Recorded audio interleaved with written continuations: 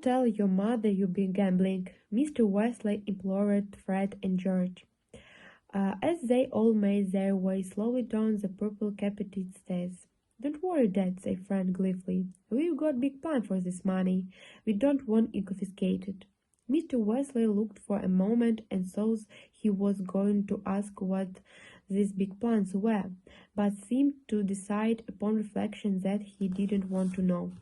They were soon caught up in the crowd now flooding out the stadium and back to their campsite.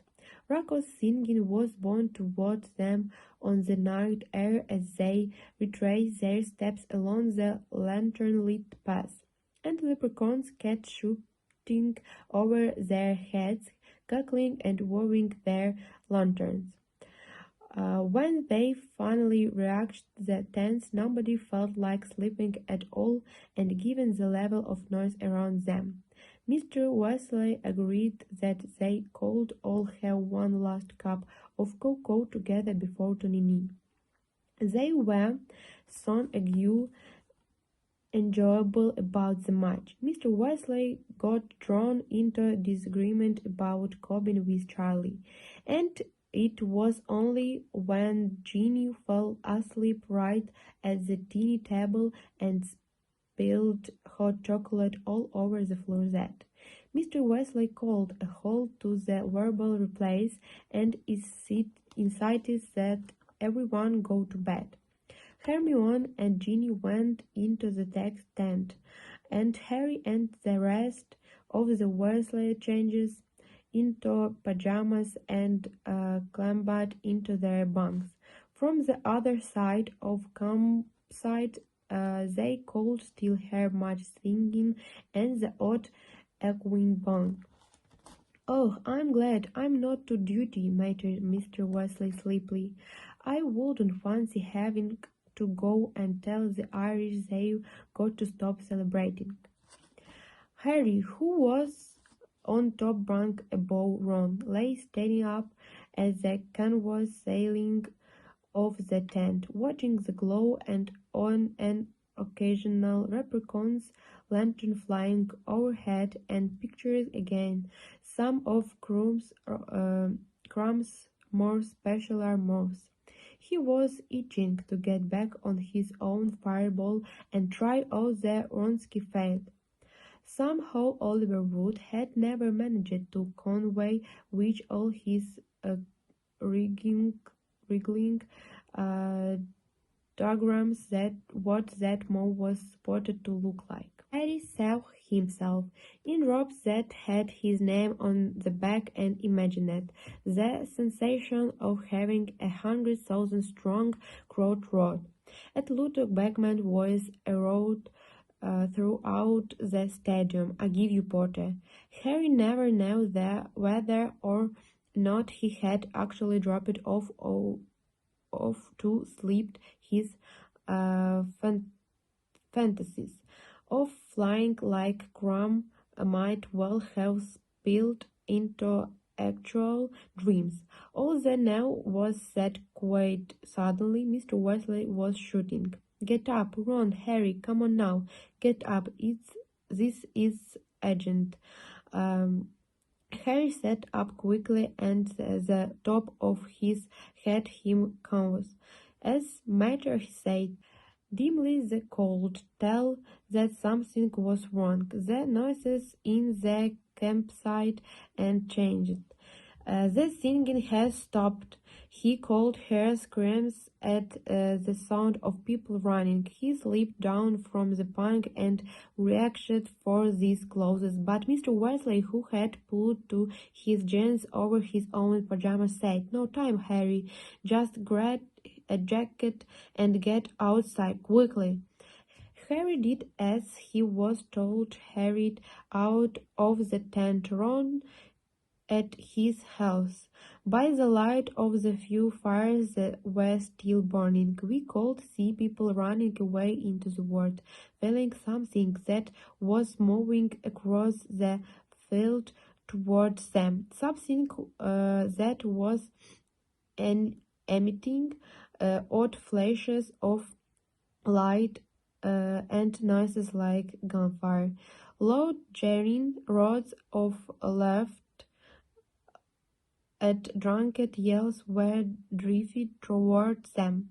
Then came a burst of strong green light which illuminated the scene. A crowd of wizards, tightly packed and moving together with wands pointing straight upward, was marching slowly across the field. Harry squinted at them. They didn't seem to have faces. Then he realized that their heads were hooded and their faces mixed. High above them, floating along in midair, four struggling figures were being captured into grotesque shapes. It was two souls.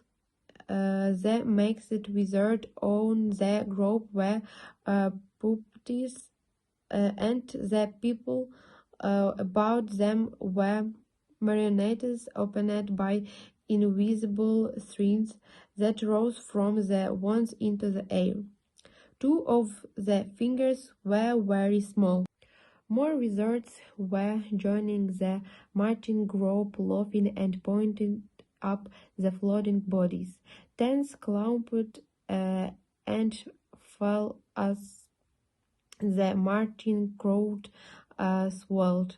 Once or twice Harry saw one of the march blessed attend out of his way with his wand.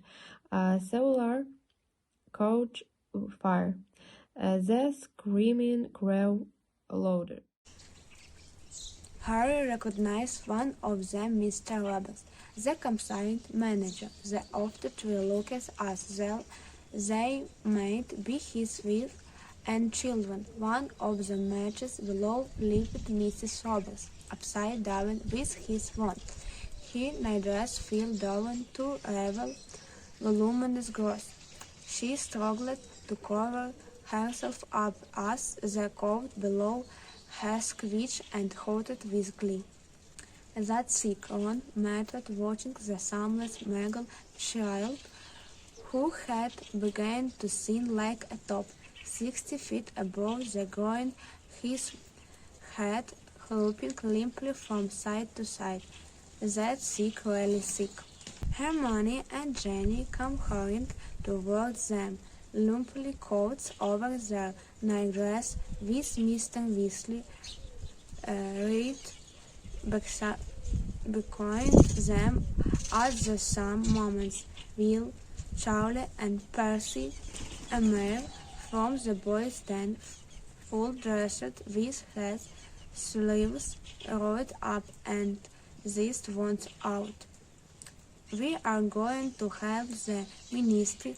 Mr. Weasley saw all the noise rolling up his own sleeves. You lot get in the woods and six together.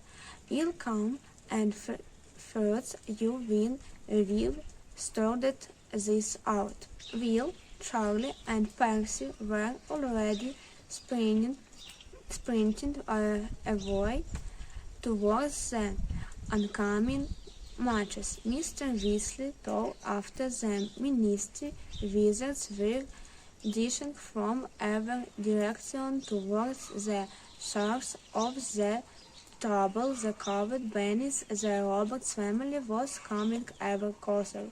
Come on, sighed Fate, grabbing Henry's head and starting to pull her towards the board.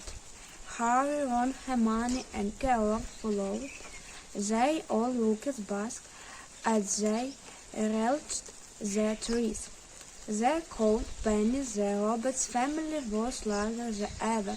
The cold sea, the ministry wizards tried to get to it to the hardest wizards in the country, but they were having great difficulty.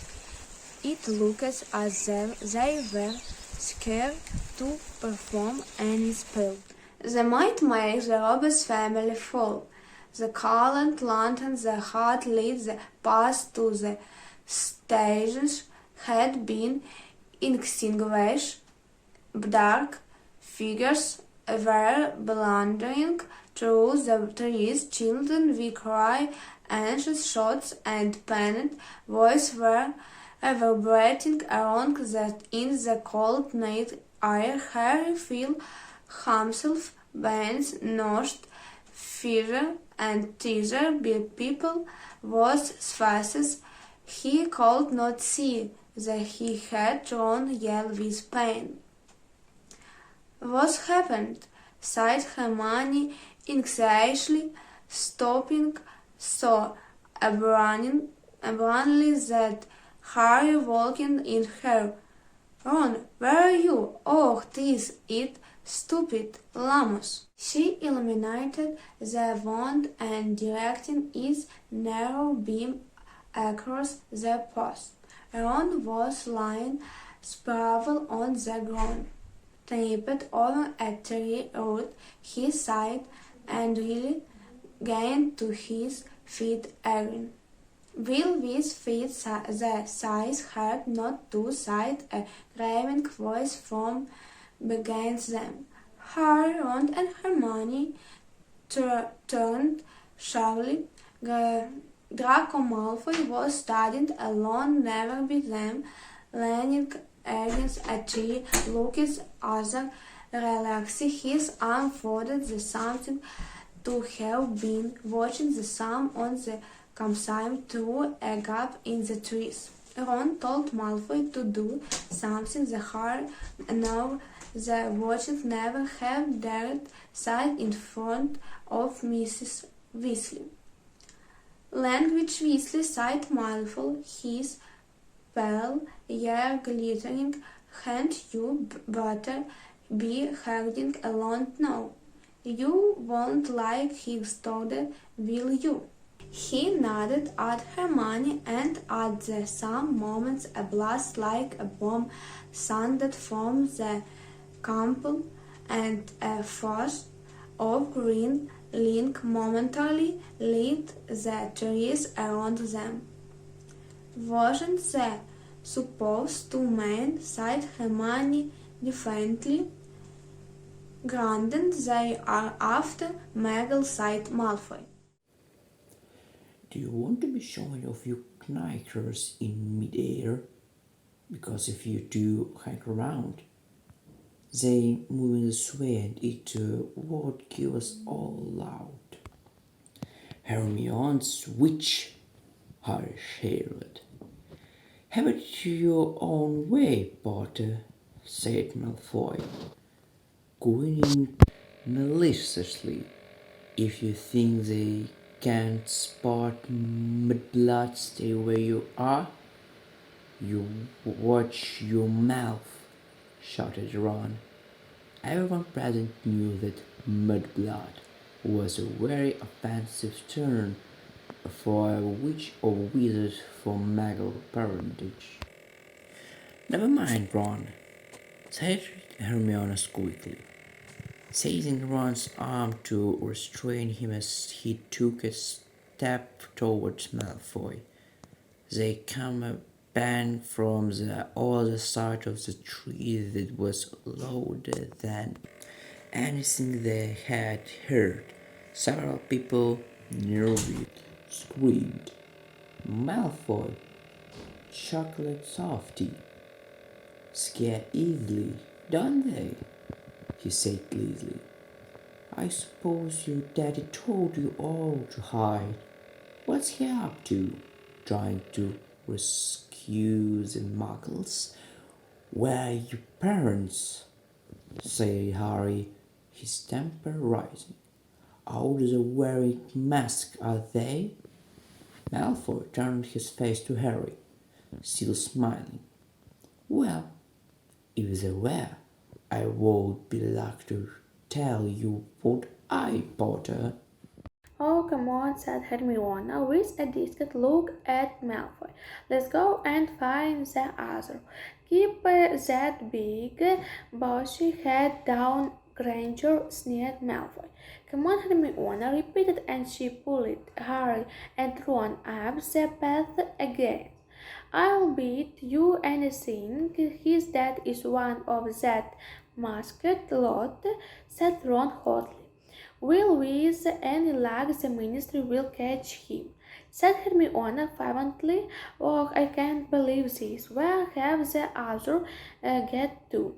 Fred, George, and Ginny were nowhere to be seen, though the path was packed with plenty of other people, all looking nervous over their shoulders towards the commotion back at the campsite. A huddle of teenagers in pajamas was again vociferously a little way along the path when they saw Harry, Ron, and Hermione, a girl with thick curly hair, turned and said quickly, is Madame Maximo now Slavar spared you?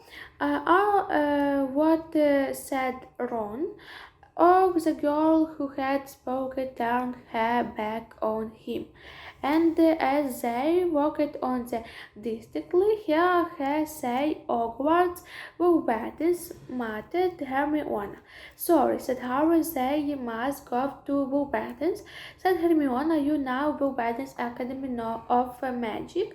I read about in an appraisal of magical education in Europe.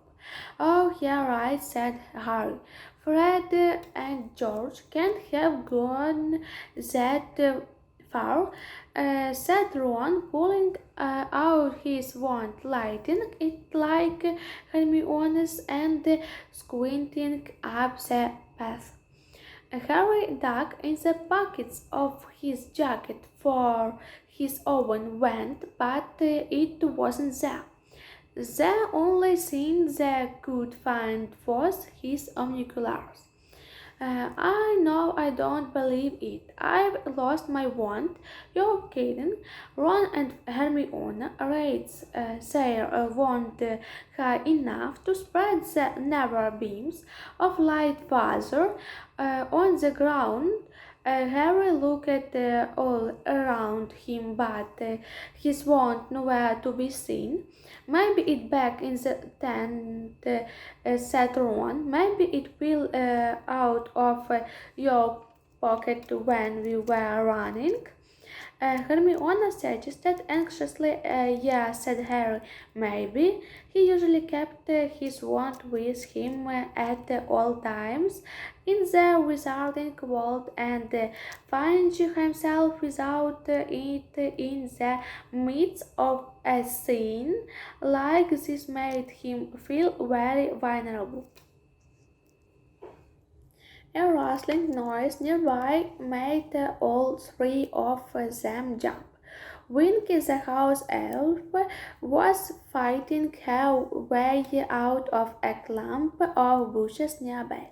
She was moving in a most peculiar fashion, apparently with great difficulty.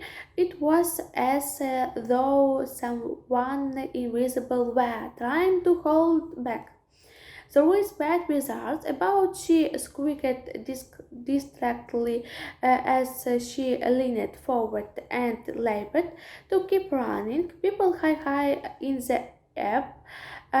Winky is getting out of the way, and she disappeared into the trees on the other side of the path, panting and squealing as she foot that was restraining her.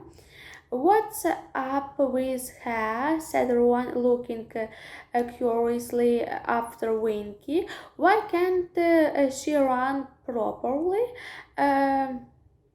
But she didn't ask permission to hide, said Harry.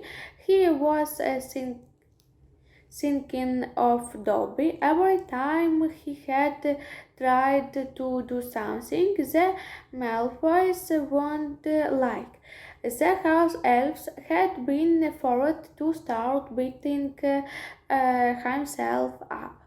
You know, house elves get a very poor deal, said Hermione indignantly. It's slavery, that's what it is, said Mr. Krause, made her go up to the top of the stadium, and she was terrified, and he's got her bewitched, so go she can't even run when they start trampling things. Why doesn't anyone do something about it? Well, the elves are happy, aren't they? Ron said. You heard old Winky back at the match. House elves is not supposed to have fun. That's what she likes. Being bossed around. It's people like you, Ron and Hermione, begin hotly who prop up rotten and unjust system just because they're too lazy to.